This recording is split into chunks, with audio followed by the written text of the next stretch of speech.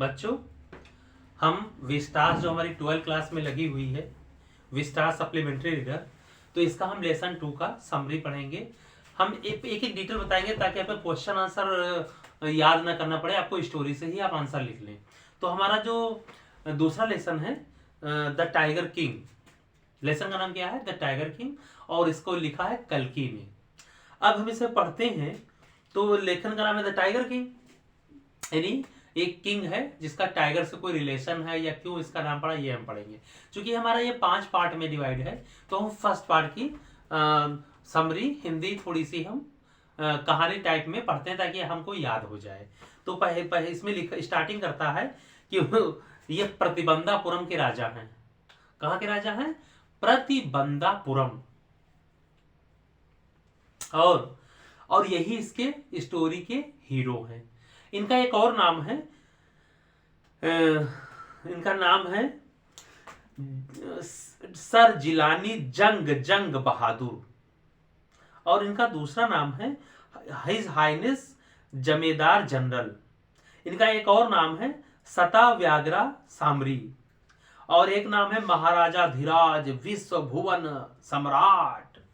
इनके कई नाम हैं, और इसका एक नाम है MAD, फिर एक नाम है ACTC, एक नाम है CRCK, यानी बहुत से नाम दे रखे हैं। तो आप याद कर लेना ये सारे नाम, हो सकता है इस पे एक क्वेश्चन बोर्ड में आ जाए आपका कि उनका कितने नामों से उनको एड्रेस किया जाता था या संबोधित किया जाता था। By how many names tiger king was addressed in the story, ऐसे क्वेश्चन आ सकता है। तो आप क्या लिखते हैं ना, the king was addressed as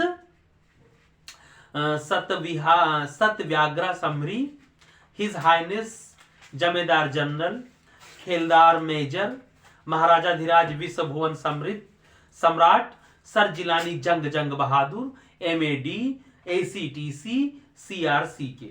ठीक, अब हम आगे पढ़ते हैं। राइटर कहता है कि मैं जल्दी से आगे आता हूं, आपको बताता हूं कि टाइगर किंग का नाम कैसे पड़ा।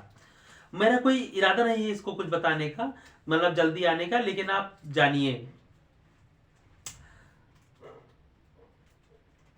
Right at the start, it is imperative to disclose a matter of viral importance about the Tiger King। मतलब टाइगर किंग की कहानी मैं आपसे रिवील करना चाहता हूँ, बताना चाहता हूँ।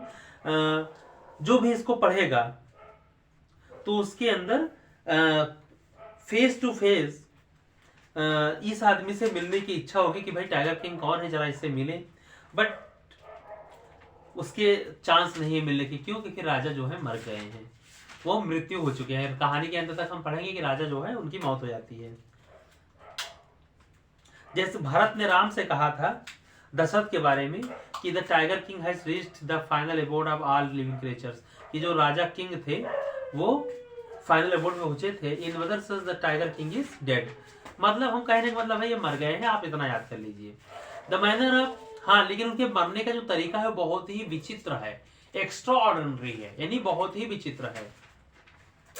कहानी के लास्ट में आप जान जाएंगे। और इसके बाद में ये होता क्या है, इनकी जो मृत्यु है, जब ये जन्म लिए थे उसी समय डिसाइड हो गया था कि इनकी मृत्यु होगी कैसे। क्यों? जब ये जन्म लिए थे तो इनके दरबार, इनके राजा के यहाँ पैदा हुए थे, तो एक राजा के दरबार में एक साधु आता है और वो इनके बारे में भविष्यवाणी कर देता है। तो जब ये केवल 10 दिन के रहते हैं, एक ज्योतिषी आता है, एस्ट्रोलॉजर आता है और राजा के दरबार में कहता है कि ये जो बच्चा है ये एक दिन मर जाएगा और एक चमत्कार होगा। चमत्कार हुआ उसमें।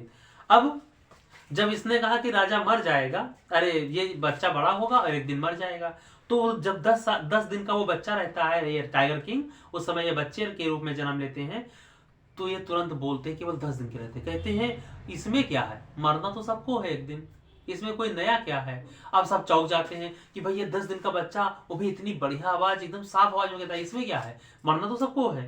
तो सब चौंक जाते हैं, साधु खुद चौंक जाता है।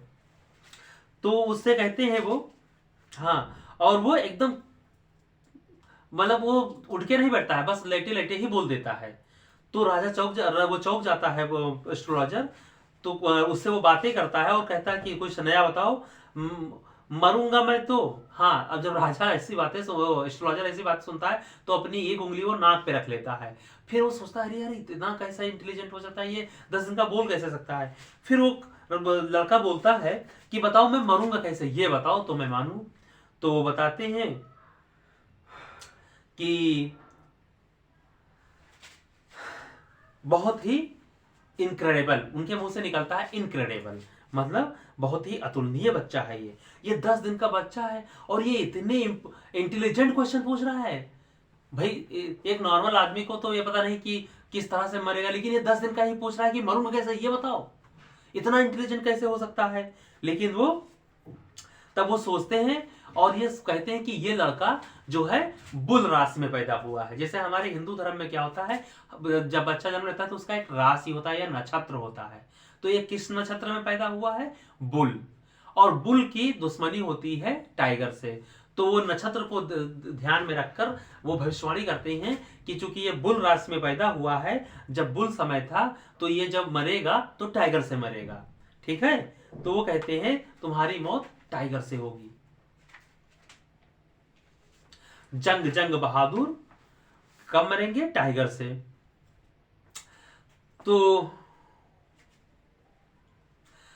तुरंत वो बच्चा बोलता है कि लेट टाइगर्स बीवियर, मतलब टाइगर को होशियार रहने की जरूरत है, मुझे नहीं है, मैं टाइगर से नहीं डरता हूं। और इस तरह से हमारा पहला पार्ट खत्म हो जाता है।